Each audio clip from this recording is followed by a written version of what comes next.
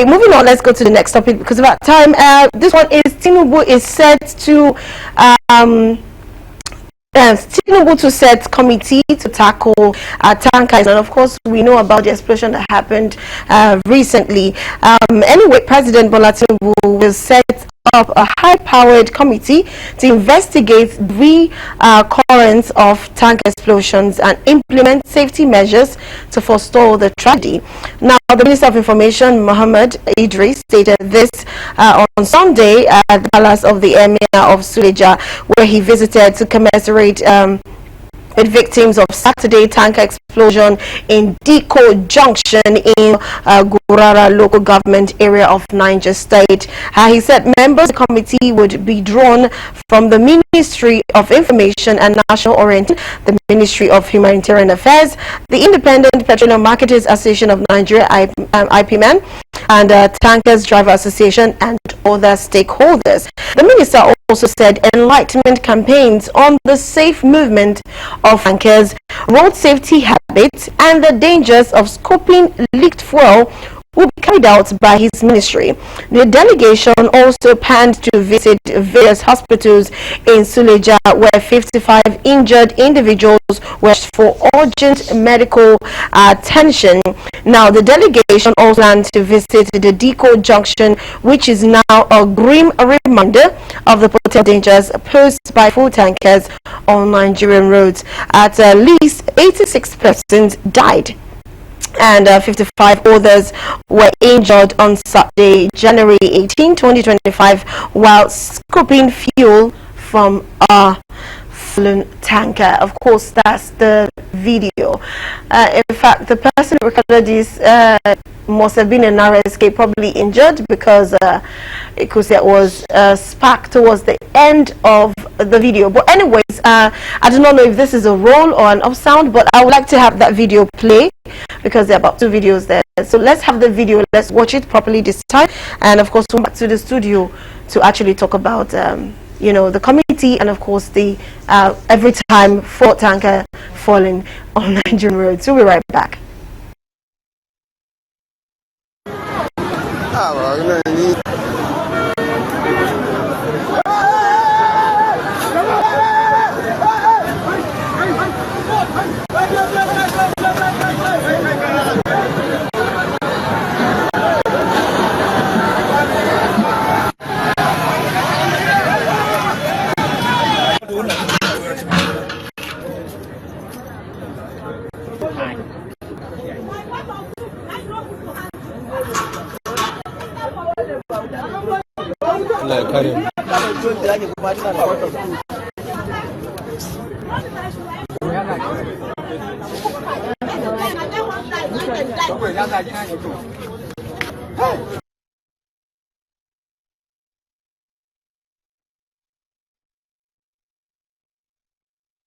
Back. So sad. You know, I wanted to say, I was about to say, yes, we talked about the FRSC officers who will still always probably arrest those with faded plate numbers. And of course, why do I feel like Nigerians, even after seeing this video, even after Tinubu probably setting up his committee, as he has said, people will still go and scope fuel? Why is that?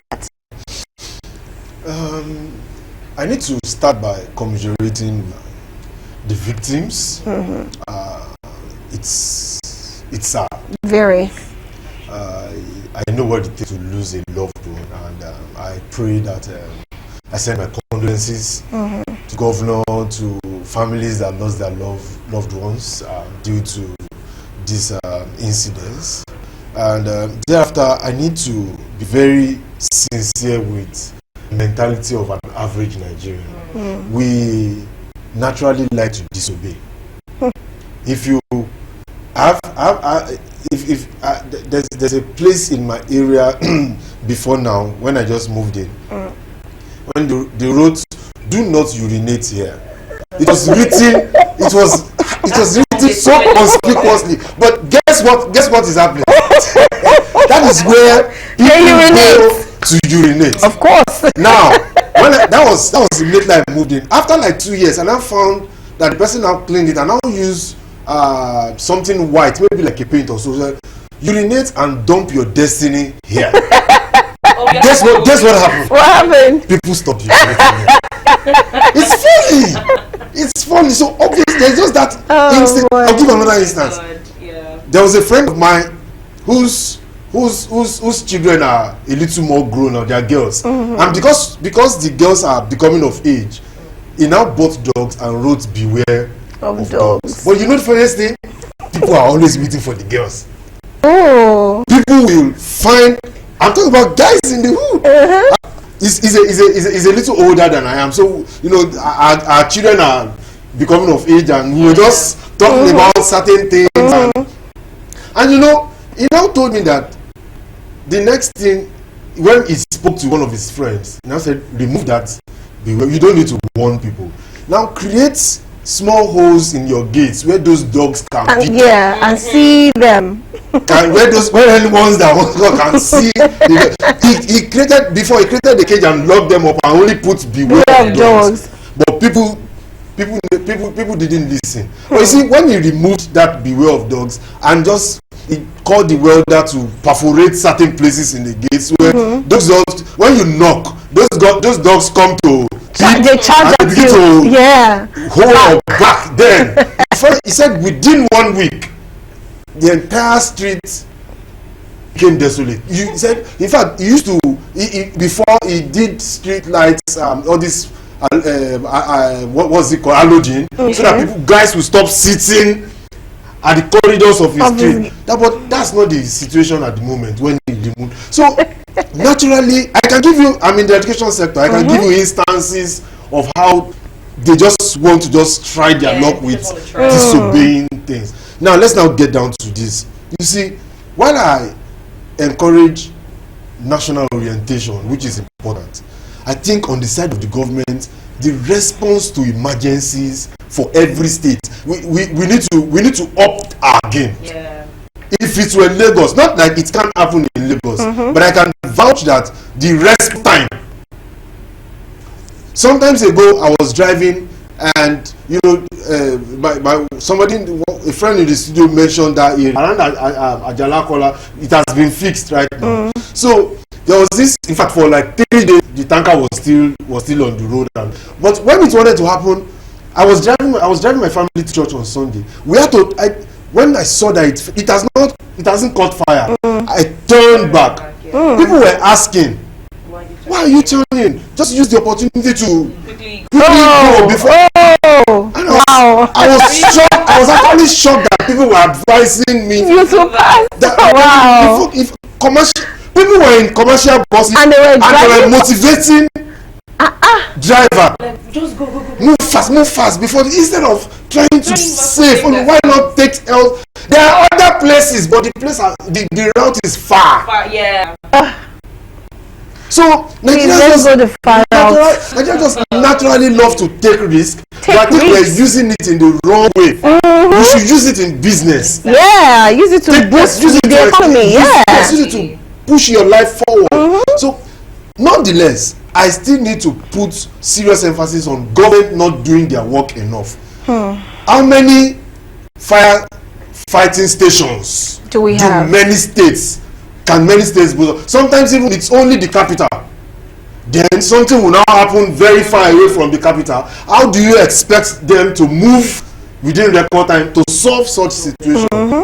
Lagos now has on some highways, you will see they have some of this, and they even have short code that you can call. How many states are trying to up their game? So we need to the emergency response per state must be increased. That's number one. Number two, I also think there's little you can do to people who to demotivate people who don't have a job or have a means of livelihood from looking into criminal or risky situations to get money.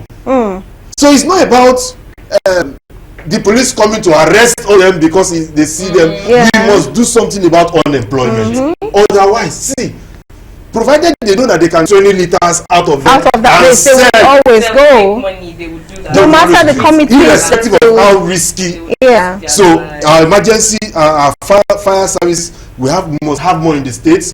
to increase the response time, then we must tackle unemployment. Then that's when we can now talk about orientation. If you keep orientating people that don't have jobs, that love to take risk, and you don't increase firefighting stations in doing this, you're just wasting your There's time. no folders. Oh well, and trust me, no matter how much we want to ring this in the ears of Nigerians and our leaders, they won't be able to get it because of the audio is quite bad. So we just have to continue with our studio guests. Okay, like you said we have to focus on unemployment, fix that, and also a quick response team. But with this committee, do you think they can actually, work with that? Or they could actually grade this committee and the committee could go ahead to put all of the things you have mentioned in position? I'm not a fan of setting up a committee to achieve things. That's my problem.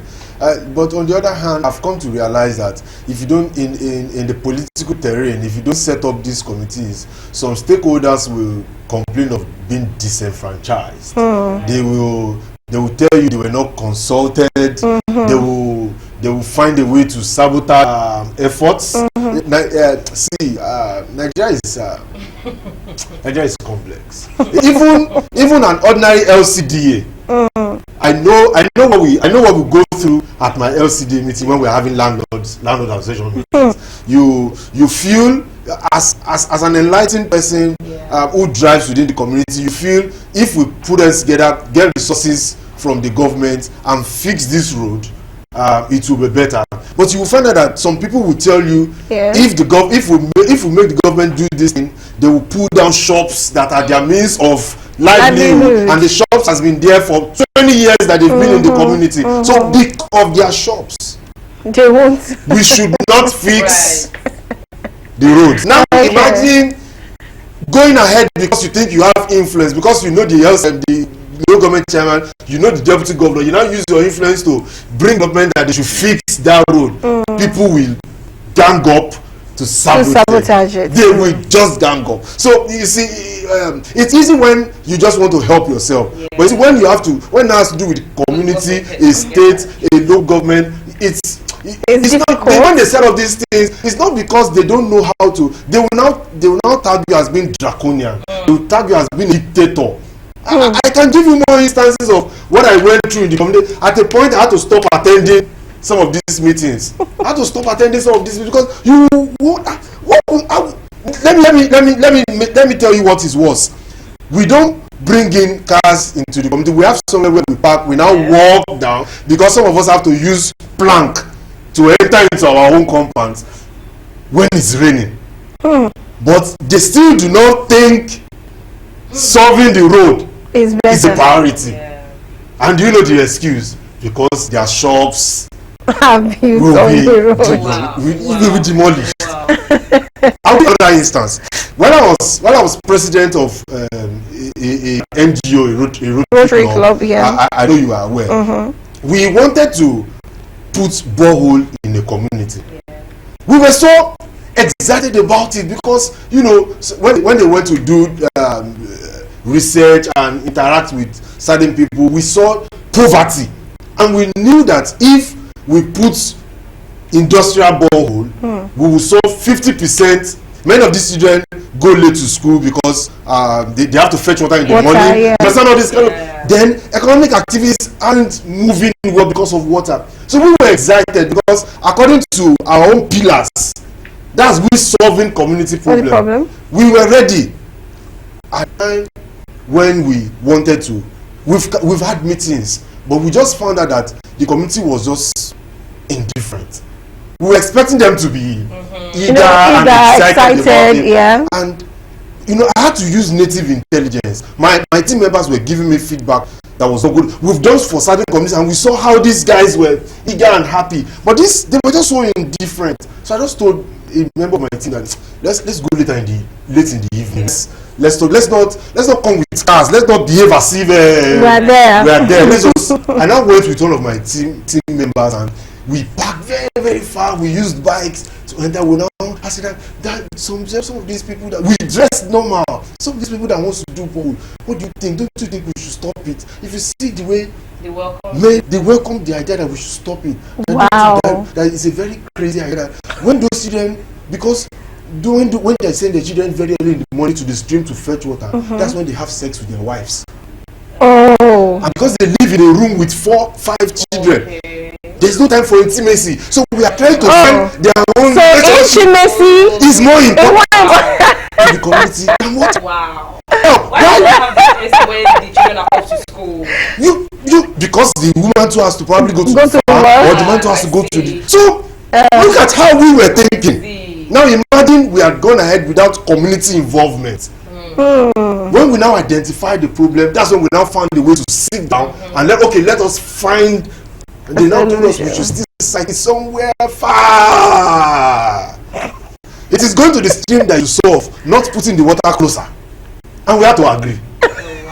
That is how complex solving problems in the community, some problems for a nation, a state. For humans, we just look at it from our own exactly. we do this and this is the solution and things. Yeah. Humans, to govern humans is complex. Very complex. I feel like it's one of the most difficult tasks. I feel like it's one of the more difficult. Anyways, Covenant, I know you have a question, but our time is already but you can ask your question, maybe hopefully answer it. Like in 2 minutes, since you said you're not really committee person, what would you say that Tinubu should do? I mean, what should he rather do instead of setting a committee, concerning the whole tanker explosion? And also, why do you think tankers, why does it explode every time, a lot of times? Why? You see, people like to cut corners. Some of these tankers, they don't have fire extinguisher. They don't take to precautions. The roads are bad. So solving the reoccurrence of fire explosions from tankers, we must ensure that the thing policemen or road safety should be asking fire tankers or tankers is, do you have fire extinguisher? How big is it? Those are the first questions they should be asking them. Not yes. So if you don't have them, you can't put it on the road. If you put it on the road, we'll fine you. We'll be saving a lot of people. Then state governors now have to look into. Thank God there's now local government autonomy. So I'm expecting that more roads will be worked on. Yes, because the burden is no longer on the state governor. The state governors most times use their discretion to do roads for areas where they need votes or people that voted for them. But right now, because we now have low government autonomy, I expect that low government chairman will now want to get votes. So the more people that want to get votes, the more they fix more roads. Then because they don't do things for the benefit of us, they do things for their own private benefit. So we have to understand, not like it is right, but we have to understand how they think. We just have to understand how they think. I'm not a committee kind of person. You know what has always worked for me? I always look for the laziest person to give the most difficult task, and they find the easiest way to get it done. Trust me, because when they are lazy, they just want to get it done.